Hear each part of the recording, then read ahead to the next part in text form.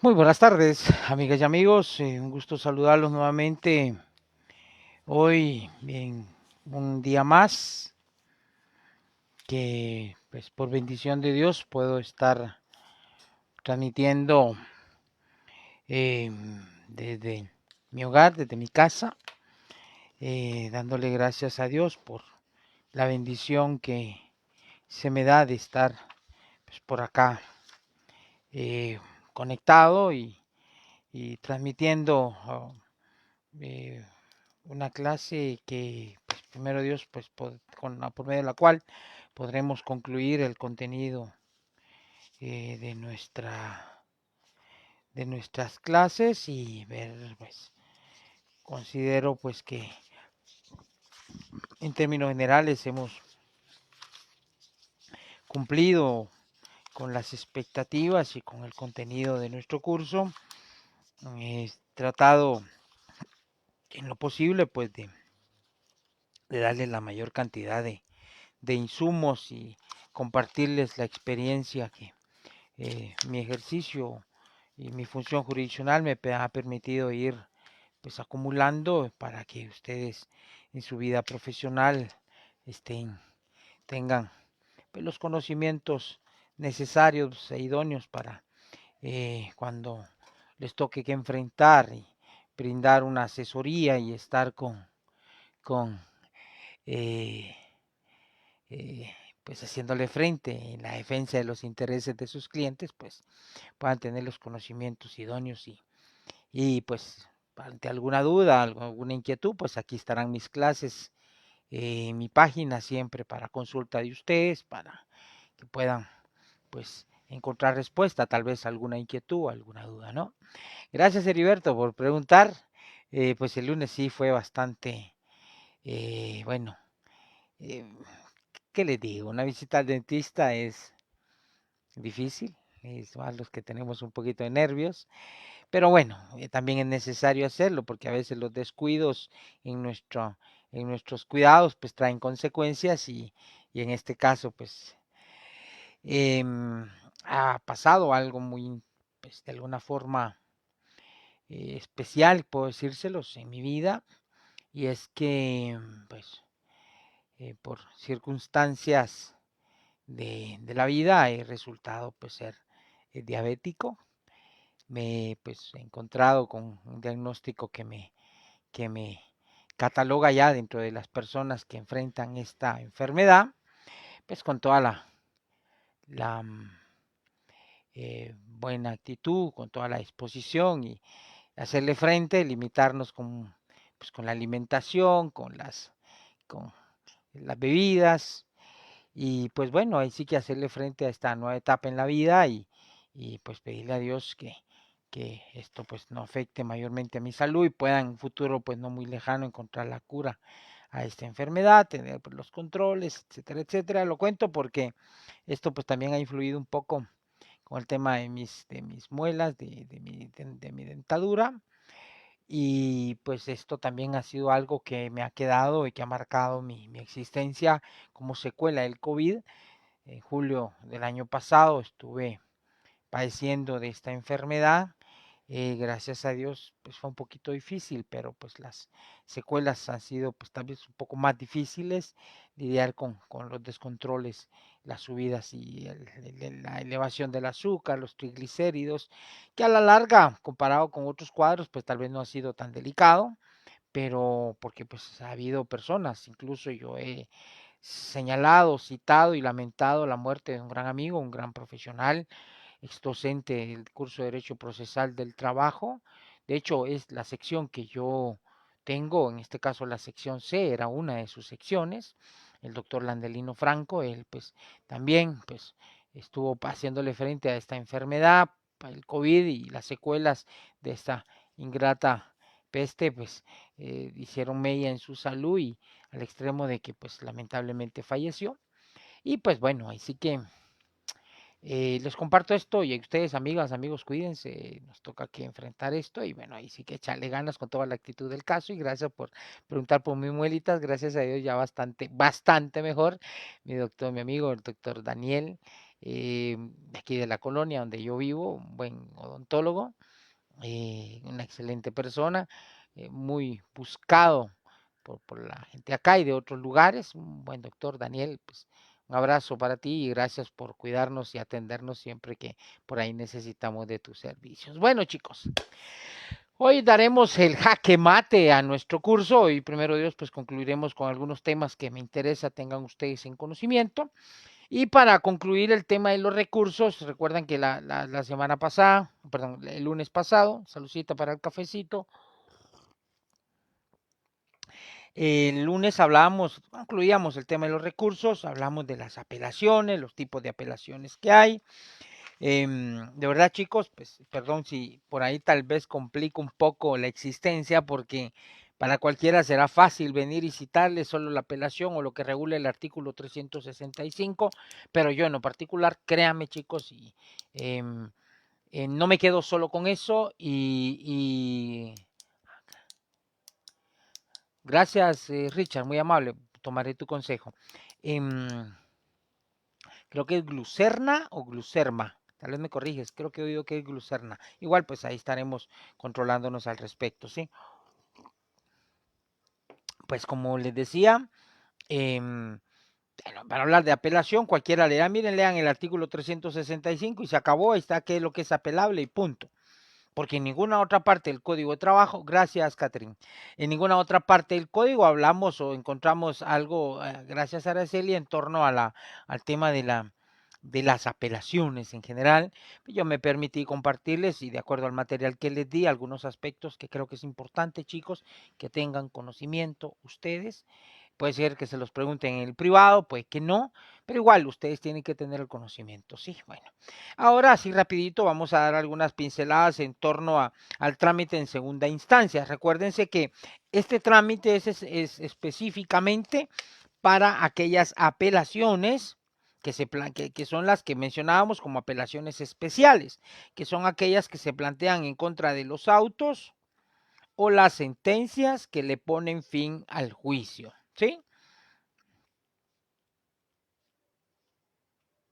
En el caso de otras resoluciones, de otras apelaciones, no se da este trámite porque, por ejemplo, así como lo citábamos con el caso de la apelación del auto que resuelve el recurso de nulidad, acuérdense que yo le citaba acá en el primero, segundo, tercero, cuarto, quinto, en el quinto párrafo del 365 le citaba el tema de la apelación del auto que resuelve el recurso de nulidad, que se resuelve sin audiencia, o sea, a las partes, es decir, plantean el recurso de apelación, el juzgado de primera instancia otorga y eleva el expediente a la sala recibe el expediente y dicta la resolución que corresponda dentro de los 3 días siguientes a haber recibido las actuaciones. Y así pasa con otras apelaciones que se plantean en contra de los autos que no le ponen fin al juicio. Tal es el caso de las incompetencias, tal es el caso de las acumulaciones.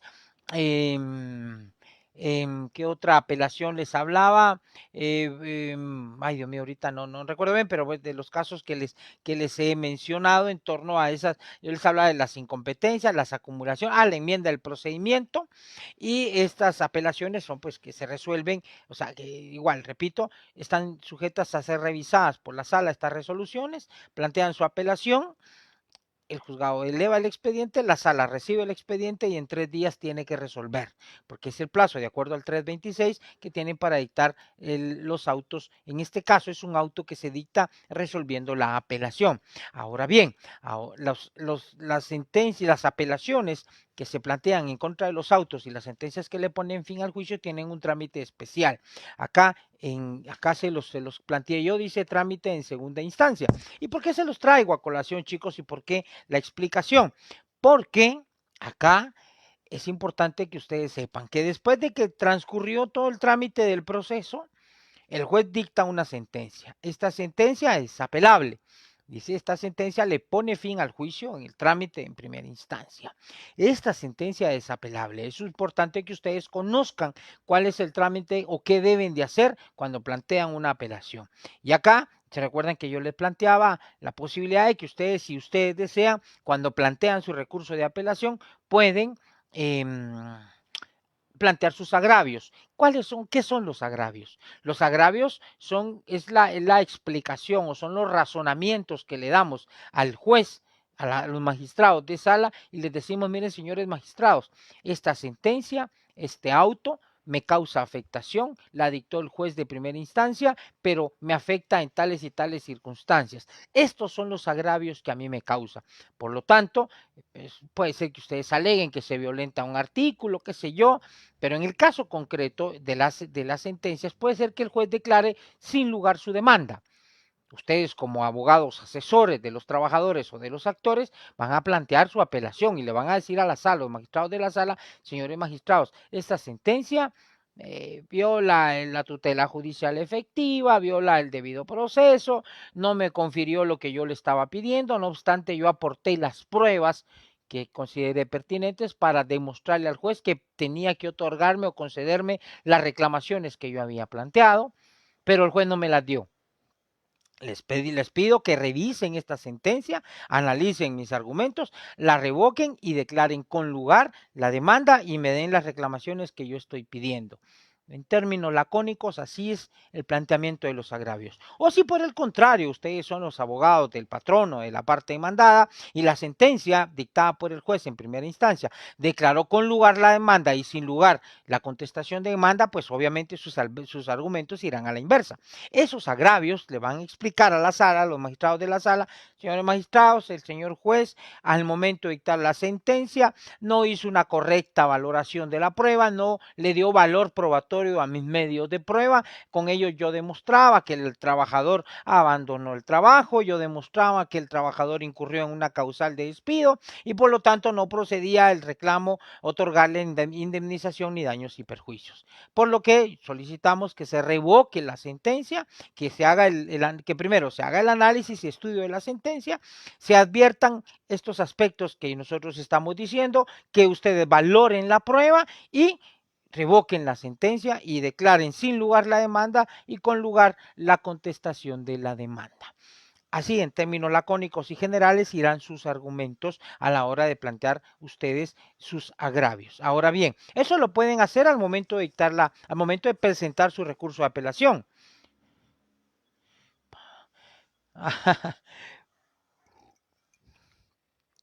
Pues yo no sé qué decidirán las autoridades facultativas, si pues confiarán en su servidor y me darán la oportunidad de dar el curso de Derecho Procesal del Trabajo 2. Si es así, pues será un gusto estar con ustedes nuevamente platicando, ¿sí?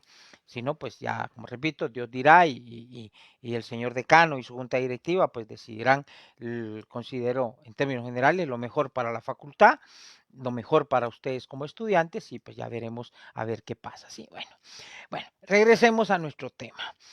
No nos pongamos nostálgicos todavía, porque yo siempre soy medio lechugo. Bueno, regresando al tema. Pero ustedes, pues si ustedes desean, solo plantean la apelación. Sí, no dicen mayor cosa, solo le dicen, señor juez de primera instancia, no estoy conforme con la sentencia que usted ha dictado, por lo que planteo el recurso de apelación. Punto. No es obligado que lo hagan. Claro, ¿sí? No es obligado. Si lo hacen, mejor. Si no, no hay problema. Porque ya en segunda instancia van a tener que hacerlo. Si no lo hacen, corren el riesgo de que su recurso de apelación lo declaren sin lugar, no se entre a analizar o a conocer los argumentos que ustedes están planteando o puedan plantear como agravios y la sentencia quede firme tal y como la dictó el juez de primera instancia. Pero bueno, el juez de primera instancia recibe la apelación, la otorga, notifica a las partes y manda el expediente a la sala.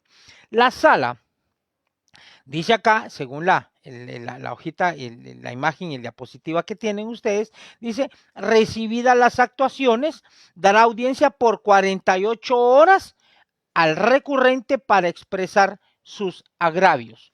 Aquí esto lo encontramos en el artículo 368, ¿sí? Pero antes de entrar al 368, leamos el 367, es importante también. Dice, aquí está prácticamente el fundamento de lo que yo les decía, en relación a lo que va a hacer el juez de primera instancia cuando recibe la apelación. Interpuesto el recurso de apelación ante el tribunal que conoció en primera instancia, ojo, aquí, perdón, este artículo nos está diciendo ante quién tenemos que plantear el recurso de apelación. Ojo. Este lo concederá si fuera procedente y elevará los autos a la sala de apelaciones de trabajo y previsión social. ¿Se dan cuenta lo que les decía? O sea, el expediente es la apelación, el juez de primera instancia la recibe, la concederá si fuera procedente. Ojo, hay posibilidad que la apelación no sea procedente. ¿Por qué razón? Porque se plantee, por ejemplo, se plantee de manera extemporánea. Esa es una de las causas por las cuales a veces no se otorga la apelación. Recuérdense que hay plazos para interponer los recursos. Hablábamos de que en el caso del plazo para plantear las apelaciones en contra de los autos y las sentencias que le ponen fin al juicio son 3 días, ¿sí? A partir de la notificación. 3 días. ¿Eso qué quiere decir? Chicos, de verdad, no se atengan. Es discutible para algunos esos 3 días. Si esos 3 días comienzan a correr a partir del día siguiente de la notificación o incluye el día de la notificación.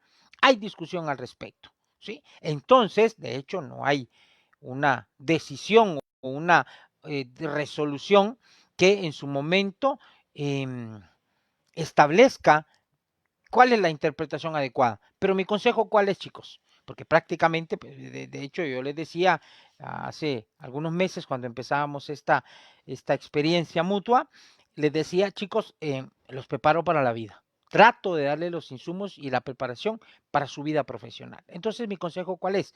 Chicos, no se atengan. Cuando reciban ustedes una notificación de una sentencia, el día que les están notificando, tómenlo como que fuera el primer día. Tómenlo como que fuera el primer día. ¿Me explico? ¿Sí? Entonces, mentalícense ustedes que ese es su primer día y van a tener ya solo mañana, por ejemplo, si les notificaron hoy miércoles, van a tener jueves y van a tener viernes. No se atengan. Puede ser que haya algún juez que interprete la norma así como yo les digo, o puede ser que haya otro que diga, no, la vamos a interpretar de acuerdo a lo que señala la ley del organismo judicial. ¿Y por qué la ley del organismo judicial? Vamos a ubicarnos, chicos, en el artículo 45.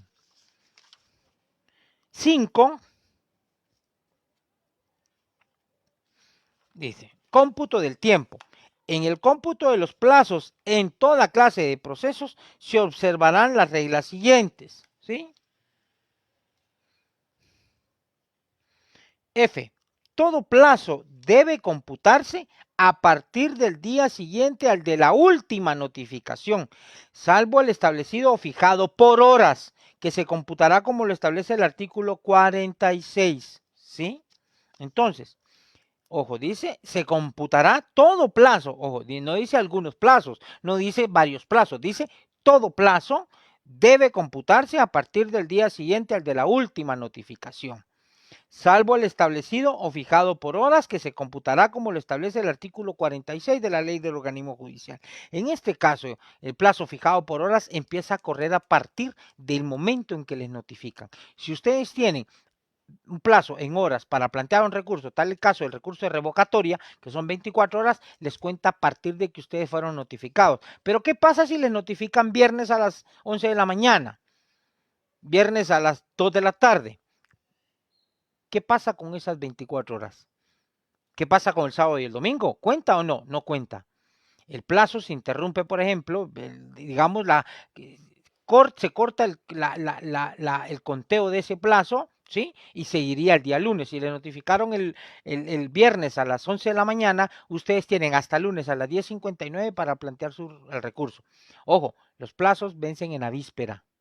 No vencen por ejemplo, muchos piensan que si hoy le notificaron a las 10:40, usted tiene hasta las 10:40 para plantear su recurso. No, los plazos vencen en la víspera, vencen a las 10, por ejemplo, a las 10:39. O sea, no se atengan, chicos. Esto es para que ustedes en su momento consideren cómo interpretar de una manera menos gravosa, porque cualquiera querrá interpretarlo en un sentido más amplio para tener más tiempo. Ojo, es un albur que se juegan, es un riesgo. Mi consejo, interprétenlo en una forma restrictiva. Eso les va a evitar dolores de cabeza. Bueno, el punto es que ustedes, acá como les mencionaba, el 367 nos señala que cuando planteamos el recurso, el juez lo recibe, lo otorga si es procedente y eleva el expediente a la sala. ¿Sí? 367, primer párrafo. Segundo párrafo. Produce efectos suspensivos. Aquí ya viene el tema de las apelaciones. Aquí, ojo, vean esto. Produce efectos suspensivos la apelación contra las sentencias y autos que pongan fin al juicio.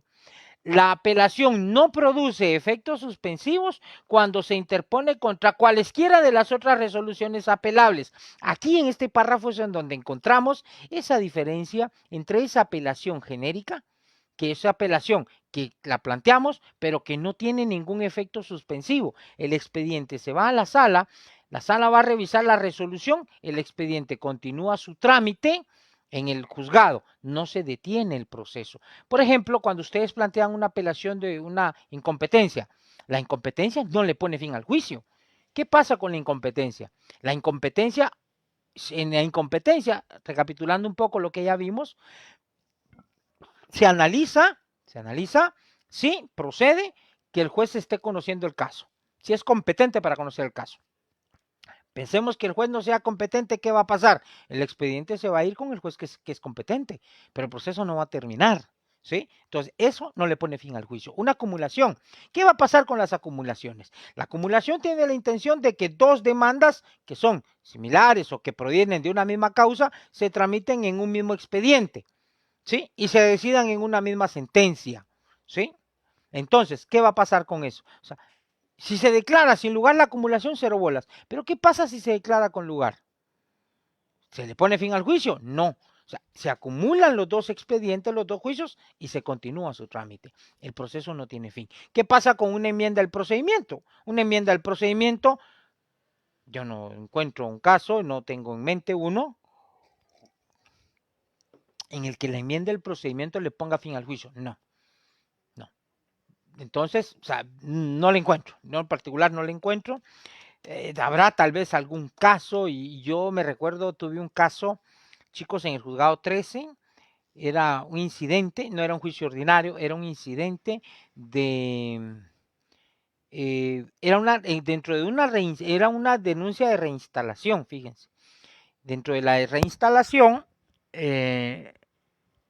miren, ese caso fue muy, muy sonado, un caso en contra de una fábrica de conservas y productos comestibles acá en nuestro país, Anabeli, un caso muy sonado, en donde pues una persona fue despedida, al parecer la señalaban de ser conviviente del dueño de la fábrica esta en mención, pero trabajaba, fue despedida, pidió su reinstalación, se la dieron, y el tema es que esa denuncia de reinstalación pasó por varios juzgados, porque fueron recusando jueces, cayó al juzgado 13, y pues me toca aquí analizar el caso. Era una denuncia de reinstalación como de 7 piezas. Ya se había ido a la Corte de Constitución. Miren, jóvenes, ahí había pasado de todo, de todo.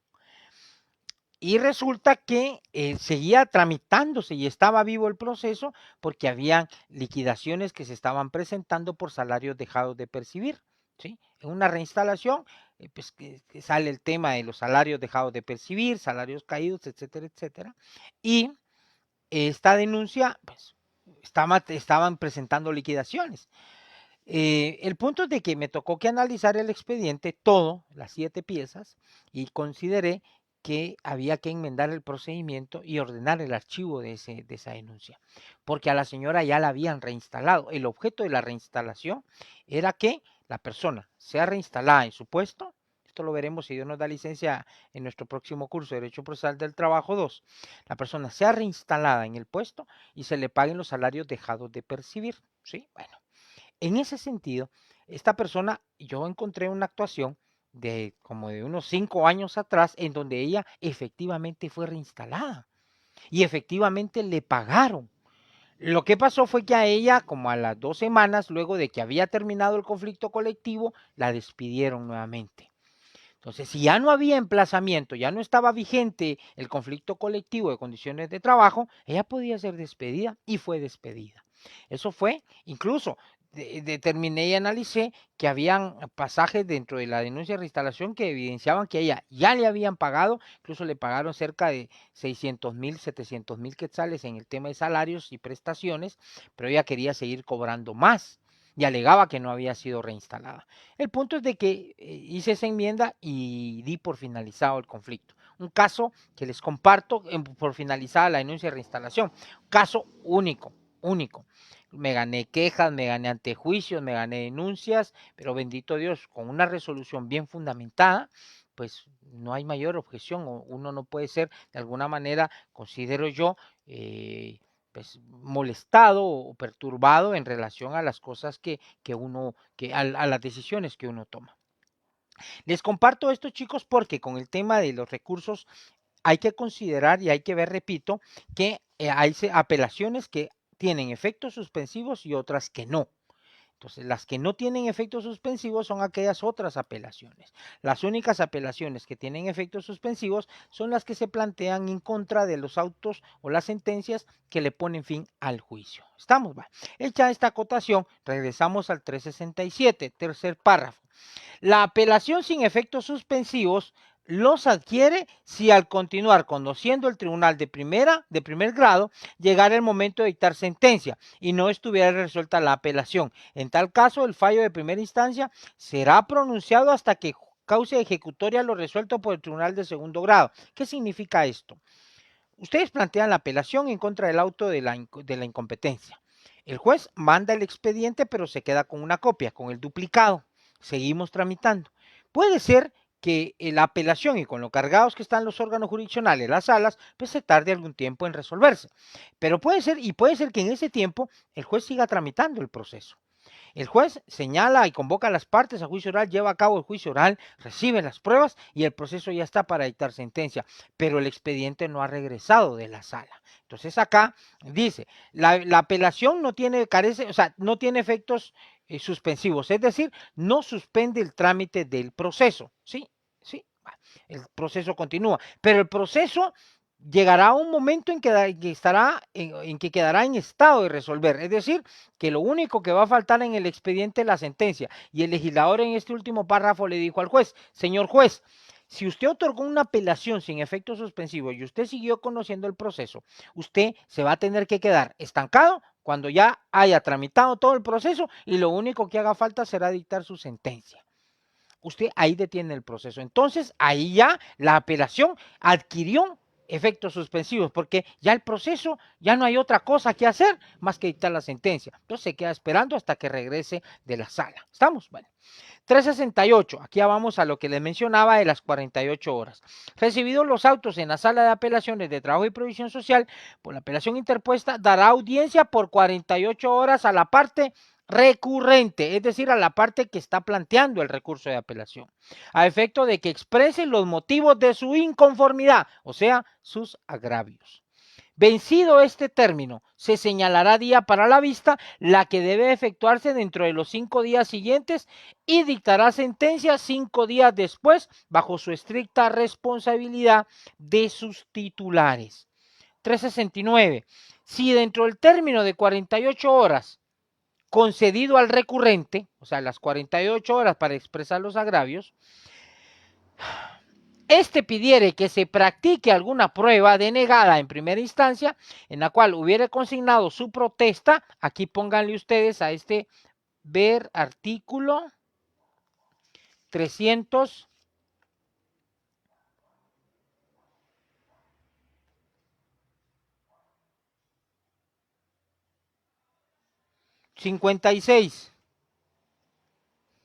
A este 369 pónganle ver artículo 356. ¿Por qué razón? Aquí hay un término muy especial y es la protesta. Cuando yo les expliqué en su momento, si a ustedes, por ejemplo, en un caso, el juez dice, mire señor juez, el juez les dice, mire, esta prueba no la voy a recibir porque es impertinente, esta prueba no la voy a recibir porque es extemporánea, esta prueba no la voy a recibir porque es contraria a derecho. El juez puede decidir que una prueba no la recibe.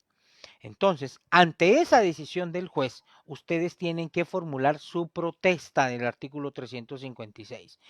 Señor juez, deseo que se quede asentada mi protesta para que en segunda instancia se analice si es pertinente recibir esta prueba.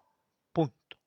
Y aquí ya viene, ¿y cómo amarramos ese 356? Con esto del 368, porque dice, si dentro del término de 48 horas concedido al recurrente, o sea, cuando ustedes les dieron 48 horas para expresar agravios y a ustedes en primera instancia no les recibieron una prueba, al momento de evacuar esa audiencia de 48 horas, ustedes tienen que solicitarle a los magistrados de la sala que reciban esa prueba que ustedes protestaron su no admisión en primera instancia. ¿Estamos? Ese es el momento idóneo, principio de concentración y preclusión procesal. Si dentro del término de 48 horas concedido al recurrente este pidiere que se practique alguna prueba denegada en primera instancia en la cual hubiere consignado su protesta, el tribunal, ojo, vean aquí también, si lo estima procedente, porque todavía la sala falta que decida si la acepta o no, con noticia a las partes señalará audiencia para la recepción de la prueba o pruebas solicitadas que deben practicarse en un término de 10 días. ¿Estamos? O sea, si ustedes en las 48 horas piden que se reciba una prueba, la sala tiene un plazo de 10 días para recibirla. Va a señalar una audiencia y les va a notificar. ¿Sí? Practicada la prueba o vencido dicho término, la sala dentro de un término no menor de 5 ni mayor de 10 días dictará la sentencia. Implica responsabilidad para la sala o para el magistrado o magistrados imputables del retraso no haber dictado su fallo en el término de 10 días antes indicado. ¿Sí? Entonces, ojo, aquí regresando a la diapositiva. Le dan audiencia por 48 horas, ustedes expresan sus agravios y acá, si ustedes consideran que se debe recibir una prueba, pueden, al evacuar esa audiencia, pueden pedir que se reciba esa prueba. Esa prueba, hay un plazo máximo de 10 días para celebrar la audiencia, para señalar la audiencia y recibir esta prueba, ¿sí? Luego, dice, acá, nos vamos a regresar al 368.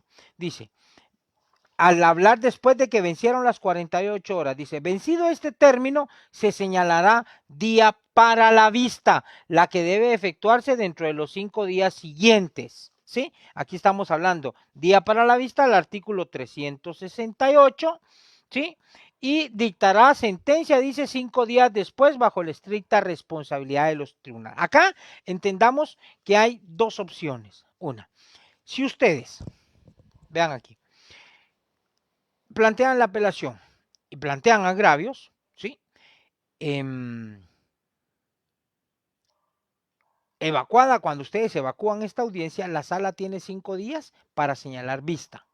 En la vista ustedes puede ser una vista pública, como las que hemos visto que a veces hacen en la Corte de Constitucionalidad, o una vista en la cual únicamente se va a evacuar por escrito. Ahí reiterarán ustedes sus argumentos. En la vista ustedes le van a hacer ver tanto el recurrente como la contraparte, como el que no apeló, el que incluso, porque usted dirá, mire, Lick, si yo no presenté apelación, ¿yo qué puedo alegar? Ojo, ahí vamos. En esa audiencia para la vista, ustedes, los que no apelaron, le van a decir a los señores de la sala por qué la sentencia no debe de ser revocada. Ustedes, los que no apelaron, los que sí estaban conformes con la sentencia, le van a decir a la sala, a los magistrados de la sala, señores magistrados, la sentencia debe mantenerse, se hizo una correcta interpretación, una correcta valoración de la prueba, una correcta argumentación del juez que sostiene su fallo y la sentencia debe mantenerse. Eso lo van a plantear ustedes al momento de la que se señale día para la vista. ¿Sí? Luego, ojo, que aquí ya, si por ejemplo se pidieron que se reciba prueba, ya vieron que se da opción a que se reciba esta prueba dentro de los 10 días. Recibida la prueba o señalada a la vista, ¿sí?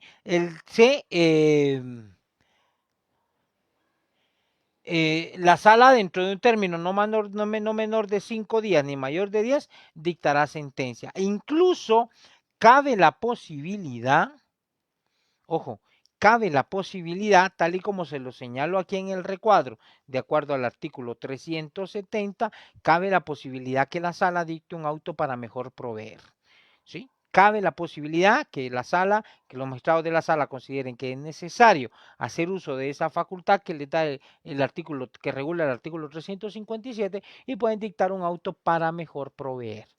Si esto no se da, pues igual reitero, sigue el plazo de los 5 días, no menor de 5 ni mayor de 10 días para dictar la sentencia.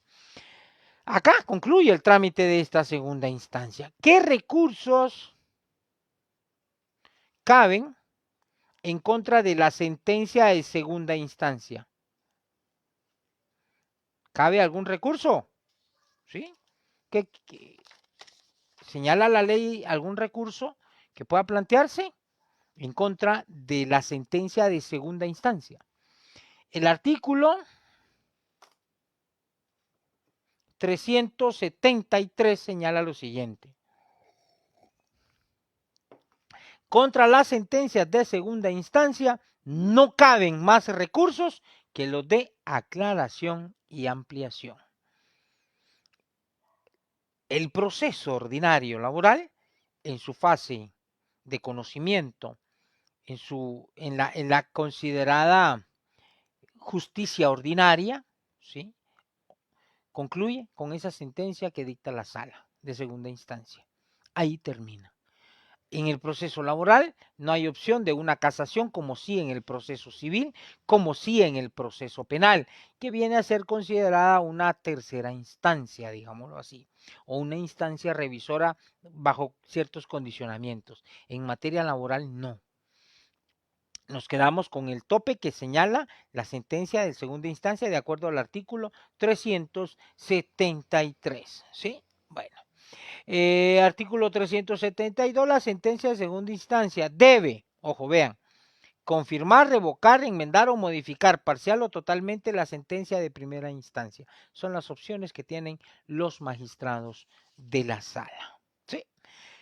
¿Qué pasa entonces? Ahí concluye el trámite de conocimiento. Hasta esa sentencia llegamos en esa etapa de conocimiento. Recuérdense algo que les mencioné hace unas sesiones. En esta etapa, que inicia con la demanda, el uso de todas estas figuras procesales, la audiencia de juicio oral, el planteamiento de todas las defensas que les he enseñado, la aportación de la prueba, se recibe toda la prueba en la audiencia, el juez entra en una fase de análisis o estudio del expediente, dicta su sentencia en una primera instancia, valora la prueba, emite sus argumentos, esta sentencia es impugnada, sube a una segunda instancia. En esta sentencia de primera instancia, el juez solo declara el derecho. Recuérdense que les dije hace unos días. En esta sentencia, el juez declara si otorga o no los derechos que está reclamando la parte actora. ¿Sí? Nada más. Esa es la única finalidad, pero no determina cantidades, no determina montos. Chicos, de verdad, es antijurídico que en una demanda ustedes pidan que el juez, o planteen en sus peticiones de sentencia, que el juez ordene el pago de determinada cantidad. Eso no se hace en primera instancia. Eso no se decide en sentencia. El juez va a decidir todos los aspectos que considerará idóneos para que luego en una etapa que vamos a conocer en un momento, llamada fase ejecutiva, el juez decida cuáles son los montos que le corresponden, a las prestaciones o reclamaciones laborales formuladas por el actor. ¿Me comprenden? O sea, en la sentencia solo se declara el derecho, mas no se establecen cantidades. Eso ya viene en la otra etapa que dejó establecida el legislador en nuestro Código de Trabajo. Entonces, tanto la sentencia de primera instancia como la sentencia de segunda instancia solo van a declarar si procede o no el derecho que se está reclamando en la demanda. ¿Sí? Las cantidades, eso ya es otro escenario. Ya, entonces, llegamos a esa sentencia de segunda instancia. ¿Qué pasa? La sentencia queda firme, ya no hay otro recurso que se pueda plantear. La sala certifica su fallo porque, ojo, nosotros mandamos el expediente de primera instancia, todo lo que pasó hasta la sentencia, lo mandamos a la sala. Cuando el expediente llega a la sala abre otro expediente, ¿sí? Siempre con el mismo número que llega de primera instancia. Y ahí acumula las actuaciones que ellos realizaron en esa segunda instancia. Cuando el expediente, ya cuando la sala ya dicta sentencia, regresa al juzgado el expediente, pero solo manda lo que se conoce como la ejecutoria del fallo de su sentencia de segunda instancia. Manda una fotocopia certificada de esa sentencia dictada en segunda instancia, la famosa ejecutoria. La regresa con el expediente al juzgado, va la copia de la sentencia. En esa sentencia de segunda instancia se va, como lo menciona el artículo 372, se va a reformar, se va a confirmar, revocar, enmendar, modificar parcial o totalmente la sentencia, ¿sí?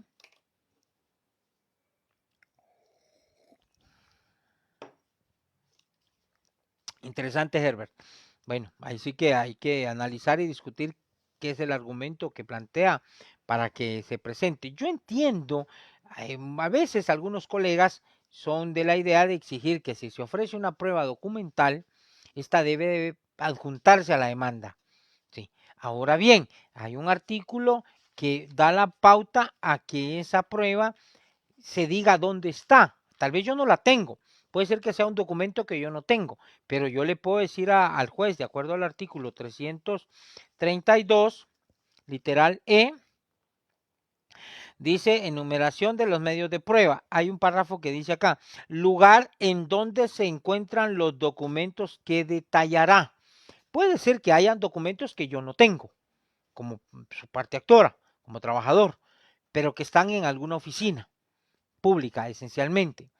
Por ejemplo, algún informe estadístico de los que establece el Código de Trabajo que deben enviar los patronos todos los años, la copia del contrato, ¿sí? Puede ser que el contrato, de hecho el contrato se envía al Departamento de Registro Laboral, creo yo que ese es el nombre, y ahí está la copia del contrato, te digan miren qué fecha se hizo, en qué fecha se envió, y ahí puede que esté, y van a pedirle que a esta oficina te entregue copia de esos documentos. Puede ser que haya, pues no sé, repito, no sé, habría que conocer en qué circunstancias es que el juez ordena que se acompañen estas pruebas.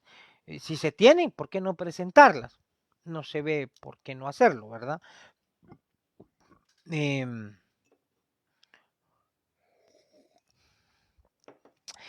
pero ojo, es que no interprete solo la palabra Helen, no, hay que interpretar todo el artículo.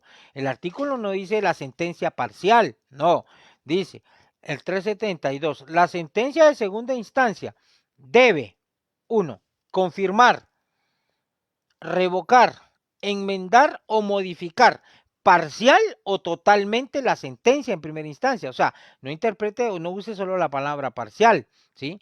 En ese caso hay que considerar que puede ser que la sala decida modificar parcialmente la sentencia, yo no lo sé. Puede ser que la sala, en efecto, puede ser, por ejemplo, pensemos en algo, va, miren pues, puede ser que el demandado, ¿sí?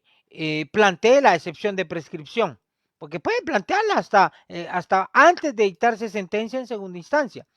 Y puede ser que le diga, mire señor juez, resulta que el reclamo de la indemnización está prescrito, señor magistrado de la sala. Entonces, ¿qué va a pasar? Esa excepción va a hacer que la sentencia sea modificada parcialmente, la sentencia de primera instancia va a hacer que sea modificada. ¿Por qué razón? Porque la sala puede ser que si es viable la prescripción que alega la parte demandada, puede ser que diga, ok, es cierto, el reclamo de la indemnización estaba prescrito, se hizo fuera de los 30 días que establece el Código de Trabajo, creo que el 260 o 59. Entonces, la indemnización es improcedente, así como los daños y perjuicios y las costas procesales. Entonces, ¿qué va a hacer la sala? Va a revocar parcialmente, va a modificar parcialmente esa sentencia de primer grado. ¿Por qué? Porque en primer grado puede ser que le hayan dado la indemnización, daños y perjuicios y costas, pero puede ser que a la luz del planteamiento de esta excepción, los magistrados de la sala revoquen el otorgamiento de esa indemnización y modifiquen parcialmente la sentencia. A eso se refiere. Entonces, mire, la sala puede confirmar en su totalidad la sentencia, Si hay un buen argumento y revoca algo que el juez dio en primera instancia, lo va a revocar y va a modificar parcialmente la sentencia. En fin, depende de lo que se esté planteando. ¿Estamos? Bueno, después daré más respuesta a sus inquietudes. Les mencionaba, la sala envía el expediente con la certificación o la ejecutoria de su fallo. ¿Qué pasa?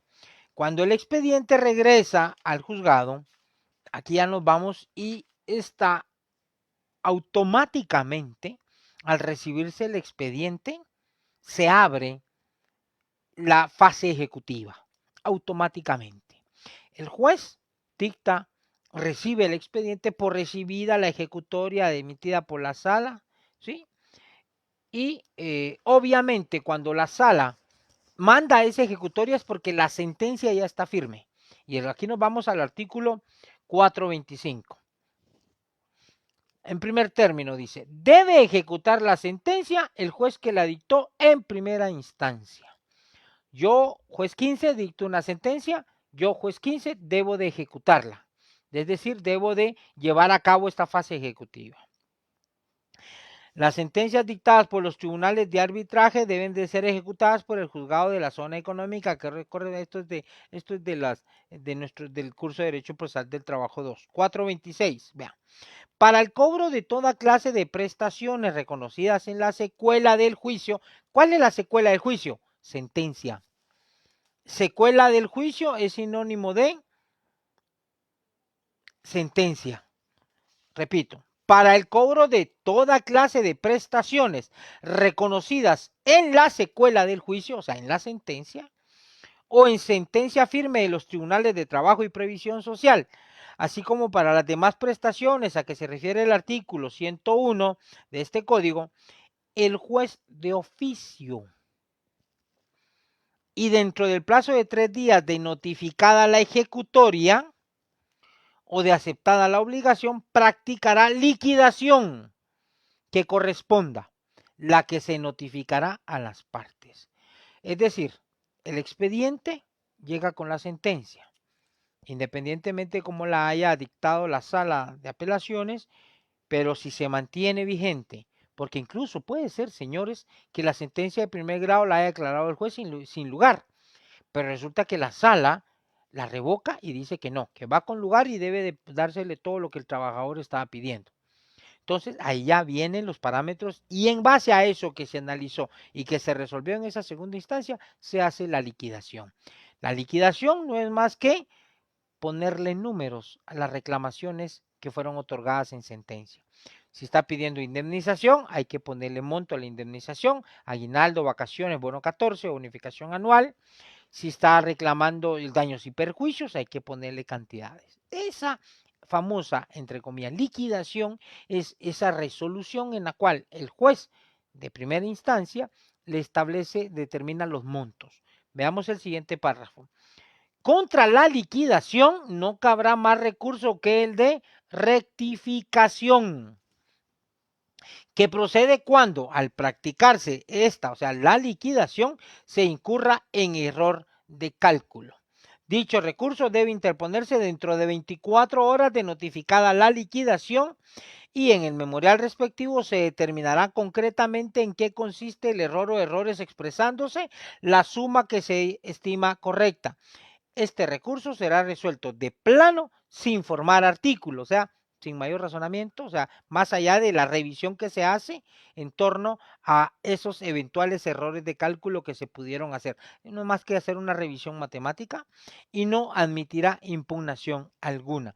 Vamos a la diapositiva de los recursos. Acá teníamos esta de los recursos donde está el tema de la apelación. Después de la apelación está el recurso de rectificación. ¿Se acuerdan que les dije que lo íbamos a ver más adelante? O sea, ya llegó el momento. Plazo para interponer el recurso de rectificación son 24 horas contados a partir de que notificaron la liquidación.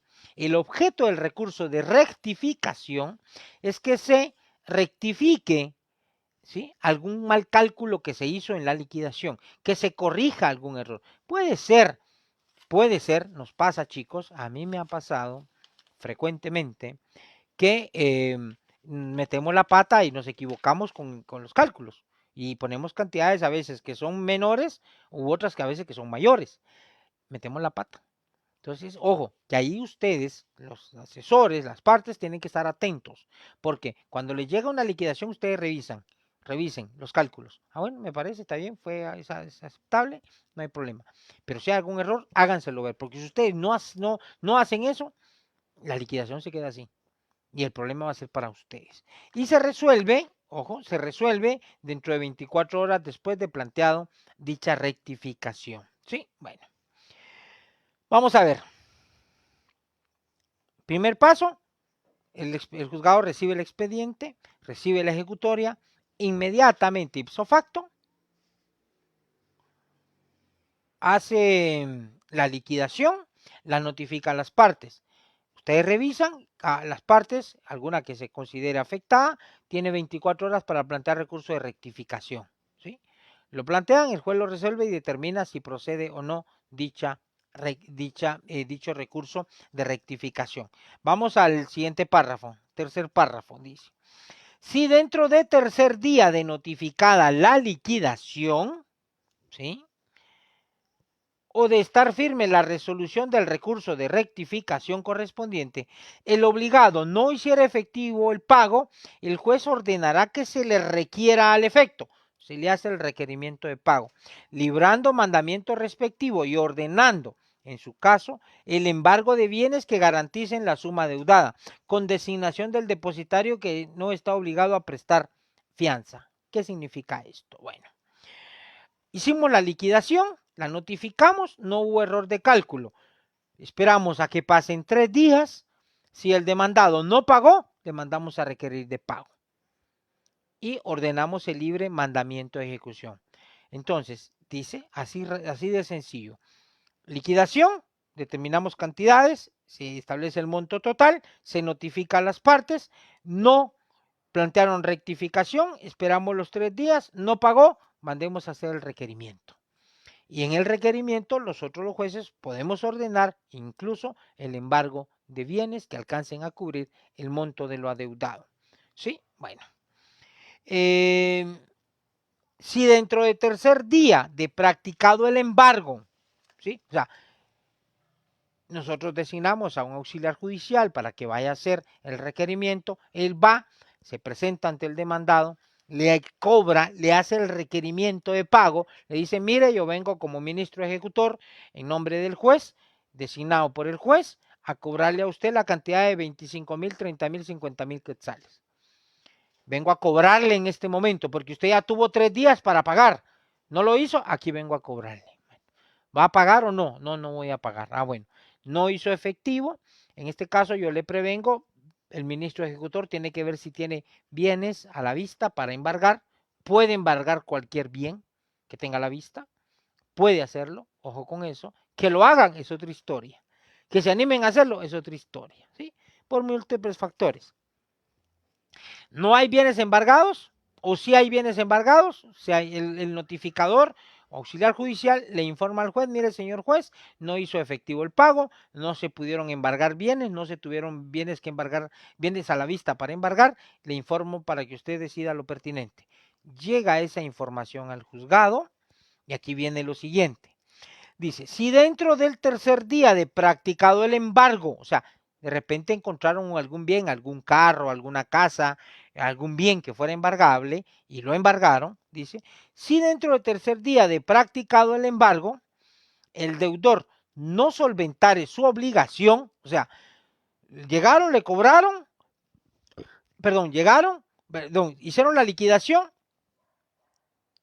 tuvo 3 días para pagar, no pagó, se ordenó cobrarle, le cobraron, no pagó, se ordenó el embargo de bienes, se encontraron algún carro, algún bien inmueble incluso, y dice acá, no, dice, si dentro del tercer día de practicado el embargo, el deudor, o sea, el patrono en la mayoría de casos, no solventare su obligación por el valor de la deuda, se sacarán a remate los bienes embargados, debiendo tener verificativo en un plazo que no exceda de 10 días, sin necesidad de que se hagan previamente publicaciones, pero estas se harán a costa del solicitante si una de las partes lo pidiere. Bueno, ¿Qué pasó? Se embargaron bienes. Todavía se le dan otros 3 días después de que se embargaron estos bienes. No pagó. El juez va a señalar día para el remate de estos bienes. Y se tendrá como base del remate la cantidad que deba en cuanto a las reclamaciones laborales. ¿Sí? Incluso dice, se celebrará el remate dentro de 10 días siguientes sin necesidad de hacer publicaciones. Yo creo que en su curso de procesal civil ustedes ya han visto que los remates o los embargos en materia civil tienen un costo. Los remates se tienen que hacer también y hay que hacer publicaciones. Yo en mis casos laborales, en mis años como juez, he tenido que hacer, como en unos 3, 4 casos, escrituras traslativas de dominio en rebeldía del dueño del inmueble, otorgándoselo en pago al trabajador. Lo he tenido que hacer. Entonces acá vamos a ver, aquí vamos a leer más adelantito, que todavía el deudor tiene chance de pagar, pero si no paga, pues los bienes se le pueden adjudicar en pago al deudor, al acreedor, al trabajador en estos casos. Dice, en el acta de remate el juez declarará fincado en el mejor postor o en el ejecutante, según el caso, sin que dicho remate pueda abrirse ni sea necesaria posterior aprobación. Es decir, se saca a venta el inmueble, no hay postores, el bien se puede adjudicar en pago al actor, al trabajador, independiente incluso, ojo, que acá no hay necesidad de tasación, ojo. Aclaro esto por aquello de que haya preguntas al respecto, inquietudes en relación a qué pasa si el bien es de mayor valor. Es problema del deudor, ya no es problema ni del trabajador ni del el juzgado. ¿Y qué pasa si el bien está en copropiedad? Bueno, en su caso, solo se van a sacar a remate los derechos de copropiedad del deudor. Los otros derechos se tienen que respetar. Y en su caso, si el deudor no hace, no paga, no da la escritura, el juez puede, en rebeldía del deudor, hacer la escritura traslativa de dominio de esos derechos de copropiedad en favor del trabajador. O sea, se puede hacer. Si los bienes rematados fueren muebles, salvo el caso indicado en el párrafo siguiente, el juez ordenará al depositario o quien los posea su inmediata entrega a quien corresponda. En caso de desobediencia, se ordenará el secuestro judicial sin perjuicio de las demás responsabilidades. Si los bienes rematados estuvieran sujetos a registro, como en los casos de inmuebles o de vehículos, se fijará de oficio al obligado un término no mayor de 5 días para que otorgue la escritura traslativa de dominio, bajo apercibimiento de hacerlo el juez en su rebeldía. Era lo que les decía, yo ya lo he hecho en algunos casos, le fijo el plazo para que otorgue la escritura traslativa de dominio, no lo hace, yo nombro una notaria, un notario, para que haga la escritura traslativa de dominio, me lleva la minuta, la reviso, se hace todo el trámite, y yo como juez estoy facultado por la ley para, en rebeldía del titular o el propietario del inmueble, disculpen jóvenes, se fue la luz. ¿Por qué no vas allá al cuarto? ¿Me escuchan, chicos? Mándenme una señal. Sofi, ¿qué pasó? Se fue la luz acá en mi sector y estoy a tinieblas, jóvenes. Disculpen, oye, espérenme un par de minutos. Sofía, ¿tu teléfono tiene luz? Va, enciéndela. Vayan los dos, tranquilos. Va. Dije, aquí estoy solo con mis chicos hoy. Disculpen, amigos. Oye, denme un par de minutos, ¿sí? Gracias, Vanessa. Gracias, chicos. Tráeme te voy a traer una lámpara de allá de la mesita de noche, hijo. Porfa. Yo no sé si ya por donde ustedes se fue la luz, pero aquí sí se fue la luz. Trae la lámpara. Va.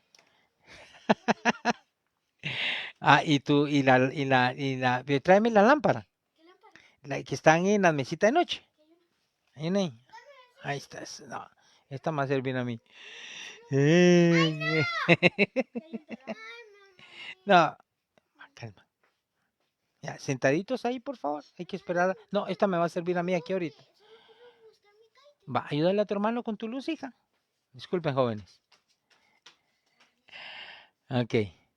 Bueno, pues chicos, así que bueno, así vamos a concluir nuestra explicación. Pues les mencionaba acá, porque pues me están escuchando, eh, les comentaba acá que en el caso de los bienes sujetos a registro, el juez está facultado por la ley para otorgarle escritura traslativa de dominio. Hijo, siéntate ahí en el sillón, no te preocupes. No, no, papito, no tengas pena, no tengas pena, porque así yo necesito tener luz acá, ¿oíste? Gracias, papá. Va. Entonces, hola madre.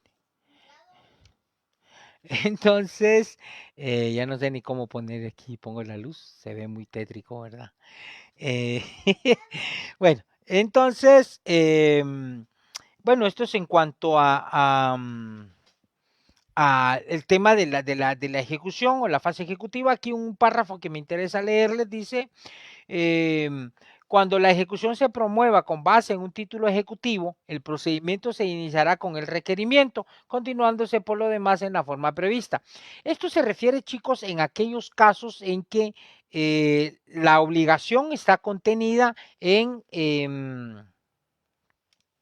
espérenme chicos que no le atino yo aquí, está contenida en un convenio que se haya hecho ante la Inspección General de Trabajo, un convenio que se haya hecho ante algún centro de mediación. Entonces puede ser que ahí se haya hecho algún arreglo conciliatorio, algún convenio, y allí se haya establecido, obviamente estos documentos tienen calidad, tienen fuerza ejecutiva, y en estos casos estos documentos pues obviamente implican una obligación y hay que cumplirla. Entonces acá este párrafo que les acabo de leer advierte que si la obligación se promueva con base en un título ejecutivo, el procedimiento iniciará con el requerimiento. Aquí ya no habrá necesidad de hacer la liquidación. ¿Por qué razón, chicos? Entendamos de que acá es documentos o convenios o instrumentos que fueron hechos en otra, que no son sentencias, son convenios hechos entre las partes que implican una obligación para uno y un derecho para el otro, y el que tenía la obligación no la cumplió. En ese sentido, él tendrá que hacer cumplir, hacerse el requerimiento y cobrársele la suma que corresponda, ¿sí? Bueno, esto en términos generales, chicos, acá en la diapositiva que dice fase ejecutiva laboral, pues está en resumen lo que les he compartido en torno a a lo que se da en la práctica en torno a la fase ejecutiva o al cobro de las obligaciones que en algún momento puedan estar establecidas en el trámite del juicio ordinario laboral. Bueno, chicos, por acá concluimos, por acá un poquito incómodos por el tema de la luz, solo voy a proceder a dar respuesta a sus inquietudes y posteriormente voy a pues a dar mis palabras de despedida y agradecimiento para ustedes. Vamos a ver, dice, vamos a revisar. Solo los saludos inicialmente, Nidia Echeverría, Ingrid Valenzuela, Catherine Orozco, Jonathan Barrios, Heriberto, Daniel Cipriano, Walter Salguero, Sofía Sosa, Heriberto, gracias por sus buenos deseos y por sus saludos, chicos. Ani Corsantes, Cristian González, muchas gracias. Sí, ahí sí que Dios tenga ahí en su gloria al querido y muy bien recordado doctor Landelino Franco. Gracias, amor. Richard García, a cuidarse mucho, gracias por el consejo, buscaremos la glucerna y con gusto, pues, primero Dios, estaremos ahí consumiéndola aquí tengo mis ayudantes, a mis chicos que me están aquí alumbrando. Gracias, mis amores. Oye, bueno, luego Araceli, bueno, me preguntaba si daré curso en el curso de Derecho de Trabajo 2, pues repito, pues ya será a disposición de las autoridades superiores, del señor decano y su junta directiva, si estima pertinente, pues aquí estaremos nuevamente cumpliendo con esta bendición y esta honrosa función de compartir los conocimientos, ¿sí? Gracias, Aura Leticia, muy amable. Erwin Poac, gracias igual. Richard dice, si solo le hubiera pagado sus prestaciones al caso que menciona. Ay, Juelule, Richard, no recuerdo qué caso dices tú. Si solo le hubieran pagado sus prestaciones y no así los salarios caídos. Bueno, en este caso, bueno, hablaba de la reinstalación de la señora. Estaba como antes, hijo, quíteme gracias. De la señora que le hablaba, no, ahí se pagó todo. Y de hecho tienen, en el caso de las reinstalaciones, tienen que pagar todo, salarios dejados de percibir y prestaciones. Si algo no se ha pagado, pues sigue abierto el trámite del proceso, ¿sí? Alexander Lick, me pasó que en un juzgado me mandaron el proceso por apelación, pero necesitaba pedir copia simple y al momento de llegar a pedir la copia me dijeron que no se podía porque no tenían el duplicado del expediente. Ay, güey, perdón. ¿Dónde anda? ¿Dónde anda? Se me perdió. Porque no tenían el duplicado del expediente. Pues es obligación en los juzgados de tener un duplicado, principalmente cuando se envía un expediente en apelación sin efectos suspensivos. ¿Sí? Tiene que haber un duplicado, de hecho el Código de Trabajo así lo exige, pues están sujetos a las denuncias correspondientes por no tener ese duplicado. Mayra Álvarez, buenas tardes igual. Herbert Valverde dice, hay un juez en pluripersonal que exige que presenten conjuntamente con la demanda las pruebas. Bueno, ya platicamos al respecto, pues habría que considerar y a ver a qué se refiere eso. Helen, pues ya te respondí. Herbert, la exige con la demanda. Bueno, eso es que es un aspecto netamente del área civil, procesal civil, en donde sí, conforme a lo que platicamos en alguna de nuestras clases, sí, algunos exigen, de hecho el Código del Procesal Civil y Mercantil así lo exige, que debe de presentarse la aplica, porque incluso ahí sí se exige plica, en el proceso laboral no es obligado presentar plica, puede ser el día de la audiencia presentar el pliego de posiciones, eso ya está más que superado y va de la mano con el poco formalismo, ¿sí? Luego dice Car, licenciado, ay, güey, esperen chicos, que yo no sé qué. Acá, en juzgado me mandaron, un juez pluripersonal, Car dice, licenciado, si la parte actora fue declarada rebelde, se dicta sentencia, ¿podría en segunda instancia ofrecer pruebas para ejercer su derecho? No, no. De hecho, entiendan ustedes, y se lo repito aquí, Car, si usted no llega a la audiencia, el juez tiene que recibir las pruebas que usted ofreció y que están incorporadas. Ya, si usted no las incorporó, y ahí sí es donde sí, de alguna manera advierte uno como que tiene cierta razón el hecho de que se exija que los documentos se acompañen a la demanda, porque si usted no llega, ya no va a tener oportunidad de presentar esos documentos en otra oportunidad. En segunda instancia, no se los van a recibir, porque es como que usted estuviera ofreciendo o presentando nueva prueba, y ahí eso no es procedente. Si usted la ofreció en primera instancia, pero no la aportó, en segunda instancia difícilmente se la reciban, creo que no. Darwin Dionisio, Liga, entonces el que embarga los bienes lo realiza, sí, de hecho, cuando nosotros mandamos a cobrar las reclamaciones laborales, libramos lo que se llama un mandamiento de ejecución. Y este mandamiento contiene el nombramiento de la persona del ministro ejecutor. Y ahí nosotros lo facultamos al ministro para que haga él el embargo de bienes. Los bienes que tenga a la vista, él puede embargarlos, ¿sí? Entonces, es el ministro ejecutor el que puede hacerlo. Está facultado para hacerlo. Que no lo hagan es otra historia. Sica Miranda, ¿por qué el auto de liquidación queda firme en 3 días? No, no es que quede firme en 3 días, Miranda, es una interpretación equivocada. El auto queda firme dentro de 24 horas si no se plantea recurso de rectificación. La ley le da 3 días al deudor para que pague. ¿Para qué? Pague. Sí, pero la firmeza del auto de liquidación la adquiere si vencida las 24 horas no se plantea recurso de rectificación. Gracias Héctor, Ale, Ani, muchas gracias, Nelis, igual, pues se nos fue la luz aquí con Lamparita, concluimos, Vanessa Alonso, muchas gracias, Jessy, Nidia, Daniel, Merlin, muchas gracias, Estefanía, Heriberto, Estefanía, Edwin, aquí estamos igual, Misty Rachón, también se fue la luz, híjole, también hay que tener cuidado, también Lick, Ingrid Valenzuela dice, pues en varios lados se fue la luz al parecer, Yesenia, Daniel, en Toahuate se fue la luz, híjole. Se fue la luz.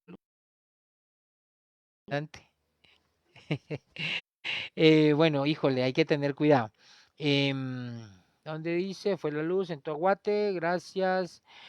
¿Cómo podemos conseguir la grabación de sus audiencias? Herbert, aquí en la página busque usted Hay una transmisión, mi teléfono no sé, aquí está, ya regresamos. Perdonen chicos, se me había ido un poco la señal. Aquí estamos, creo yo. Tráigame la luz, chicos. Tuve que moverme un poquito para acá. Bueno, em, ¿cómo podemos tener grabación de las audiencias? Como les decía Herbert, el martes Martes Santo, busque usted aquí en mi página, va a encontrar unas transmisiones que hice de unas audiencias que llevé a cabo en el juzgado. Ahí están, una audiencia que contiene varios pasajes, varias actuaciones que se hicieron y también hay una audiencia que hice sin la presencia de las partes. Aquí, ok. Ahí hay unas, perdón chicos, pero se está yendo la señal. Temas ahí en la página, ahí en la cuenta de Telegram, ahí pueden ubicar ustedes también las grabaciones de Herbert. Araceli Pimentel, el tema del examen final, todo lo que hemos visto, todo lo que vimos, obviamente la mayor carga será de lo que vimos en esta última parte. Está malísima la señal. Pues como les mencionaba, también fue, bueno, perdón chicos. Igual, bueno. La apelación especial, en efecto, se aplica para autos y autos que le ponen fin al juicio y obviamente la sentencia, ¿sí? El examen final, pues vendrá todo lo que hemos visto, especialmente una carga que será en materia recursiva, vendrán casos para que ustedes pues apliquemos todo lo que hemos visto acá a lo largo de nuestro semestre. Gracias igual a ustedes chicos, de verdad, perdón por las condiciones, pero igual esto escapa a la buena voluntad de nosotros. Mi deseo grande para todos y cada uno de ustedes que concluyan su carrera, estudien, sométanse a sus privados, hay que echarle ganas, hay mucho que aprender y pues Dios primero, si nuestro Padre Dios nos da la bendición y la Virgencita nos permite, pues podemos estar nuevamente en el próximo semestre con ustedes. Acá en mi página quedan la grabación de las clases que he dado hasta el día de hoy y bueno, pues ahí sí que darle gracias a Dios por la oportunidad que me dio de compartir con ustedes y a ustedes que estuvieron acá pendientes siempre de las transmisiones. Que Dios les bendiga. Dios primero nos saludaremos pues por el día de nuestro examen y les deseo lo mejor. Échenle ganas y éxitos en sus exámenes finales. Que Dios los guarde. Nos veremos en una próxima oportunidad. Que Dios les bendiga. Feliz noche.